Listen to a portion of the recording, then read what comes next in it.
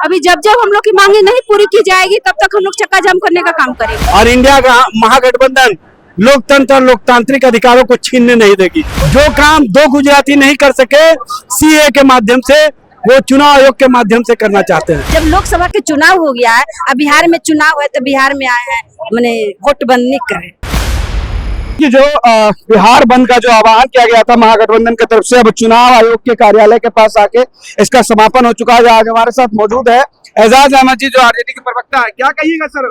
देखिए, लोकतंत्र और लोकतांत्रिक अधिकारों को जिस तरह से कुचला जा रहा था, आज इंडिया महागठबंधन के सभी नेता तेजस्वी जी के नेतृत्व में, राहुल गांधी जी, दीपांकर भट्टाचार्य जी, डी राजा जी, ए बेबी जी, मुकेश सहनी जी और अन्य नेताओं की उपस्थिति इस बात का प्रमाण है।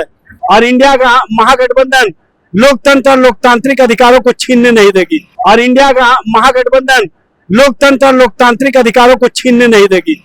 ये जो नरेंद्र मोदी ने 8 नवंबर 2016 को नोटबंदी करके देश के गरीबों को सताने का काम किया था, उसी तरह से उनके इशारे पर 24 जून को अधिसूचना जारी करके चुनाव आयोग ने वोटबंदी करके गरीबों को अपमानित किया है, बिहार के लोगों को अपमानित किया है।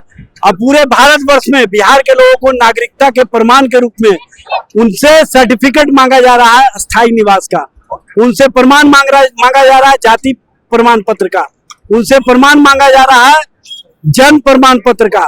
और सबसे बड़ी विडंबना यह है कि देश में कहीं भी नेशनल पॉपुलेशन रजिस्टर नहीं तैयार हुआ है, लेकिन ये नेशनल पॉपुलेशन रजिस्टर का कॉपी मांग रहे हैं। भाई, आप एनआरसी लागू करना चाहते हैं क्या?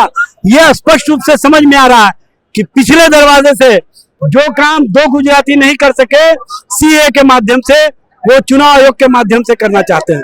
बहुत बहुत शुक्रिया। तो देखिए, चुनाव आयोग को लेकर एजाज अहमद ने सारी बातें रखी। कुछ और लोगों से बात करेंगे कि उनकी क्या राय है, और जो बिहार बंद और चक्का जाम बिहार में जो आयोजन किया गया था उसको लेकर लोगों की राय क्या है। तो देखिए, चुनाव आयोग के कार्यालय के पास इन्हें रोक दिया गया। क्या कहिएगा मैम?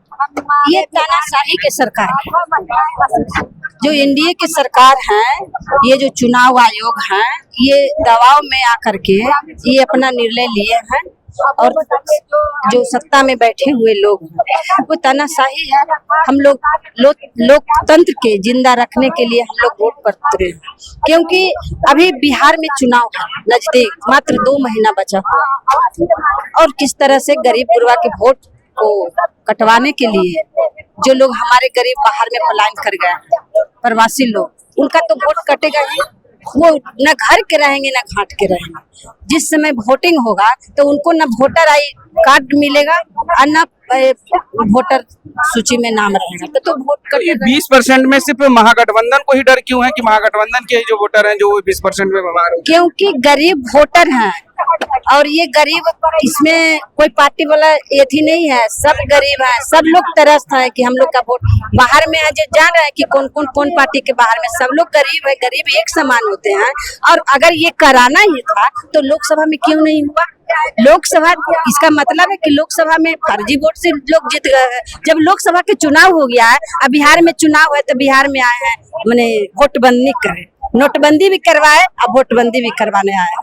ये बर्दाश्त नहीं होगा। इंडिया गठबंधन हम लोग सड़क से सदन तक लड़ने का काम करेंगे। चलिए, वोट बंदी और आप लोग अब रोड बंदी कर रहे हैं, क्यों कर? हाँ, जब तक हमारी मांगों को पूरी नहीं की जाएगी हम लोग सड़क से सदन तक वोट बंदी और नोटबंदी सब करेंगे। सड़क बंदी भी कीजिएगा? सड़क बंदी। क्या लगता है कि 20% में सिर्फ महागठबंधन के ही जो मतदाता है वो बाहर हैं? सारे पार्टी के ही मतदाता है, लेकिन कुछ जो पार्टी है एनडीए के, वो लोग खुल करके नहीं आ रहे हैं हम लोग के पक्ष में। तो हम लोग का काम है कि उन लोग को जागृत करने का। इस चलते हम लोग सड़क से सदन को बंद करने का काम करेंगे और चक्का जाम करने का। आज जो चक्का जाम के, इससे लगता है कि चुनाव आयोग कुछ निर्णय लेगा? उनको दबाव में निर्णय लेना पड़ेगा। हम लोग अभी छोड़ेंगे नहीं। अभी जब जब हम लोग की मांगे नहीं पूरी की जाएगी तब तक हम लोग चक्का जाम करने का काम करेंगे। देखिए, दबाव में चुनाव आयोग निर्णय लेने का काम करेगी। ये जो महागठबंधन के कार्यकर्ता है उनका कहना है कि जो दबाव बनाया गया है सड़क जाम और चक्का जाम करके, उससे चुनाव आयोग कहिए कि दबाव बनेगा उन पर, वो आने वाले दिनों में कुछ निर्णय लेगी जिससे मतदाता सूची में जो परिवर्तन और पुनरीक्षण का जो कार्य चल रहा है उसमें कुछ सुधार किया जाएगा। आपकी क्या प्रतिक्रिया इस वीडियो को लेकर हमें जरूर बताइएगा, और ऐसे ही तमाम खबरों से जुड़े रहने के लिए देखते रहें आर्यन खबर।